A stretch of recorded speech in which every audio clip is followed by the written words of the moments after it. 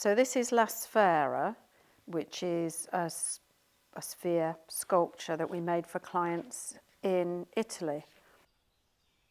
Initially, the clients invited me to the site to get a feel for the space and the landscape and the building. So I sat and sketched for a couple of days and sort of starting to germinate ideas about what the sculpture might look like and what the textures might be on it that would be appropriate. And then the tree, this was a fallen tree in Petworth Park that we made the sculpture from. So we took the clients to see it, so they've got an understanding of where the material has come from and start to build up a relationship with that tree, with that wood.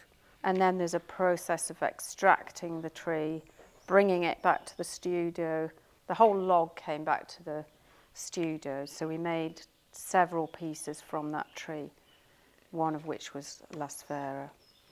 So the template goes on and gets gradually rotated around the log to reveal the sphere.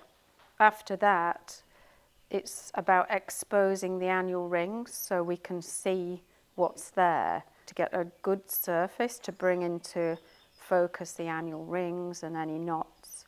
So we invited the clients to come and just look at that surface for me to talk through differences that might express very dry summers, or where the outset of a branch growing, where timber is compressed and pushes the grain around. These are things that would inform the end result.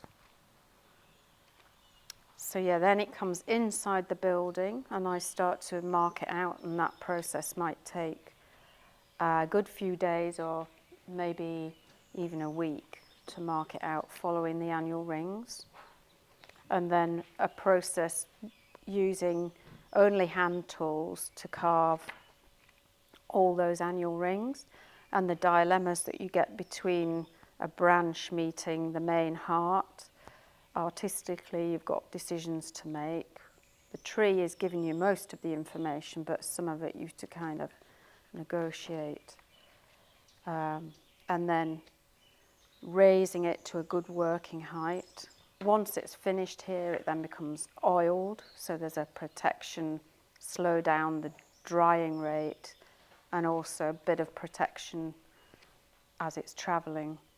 And then put into position in site with the help of MTech, using mobile gantry with lifting block and tackle. So we could position it within the planting bed on its plinth accurately, getting the right angle for catching the details at the right time of the day, sort of the setting sun or the sun coming up in the morning. And then watching it become part of the landscape, not a sculpture dropped from outer space into a garden setting, but it being part and parcel of people's experience of walking through there. And hopefully, because of having been to the site from the outset, the whole thing worked together because it had been carefully thought through from start to finish.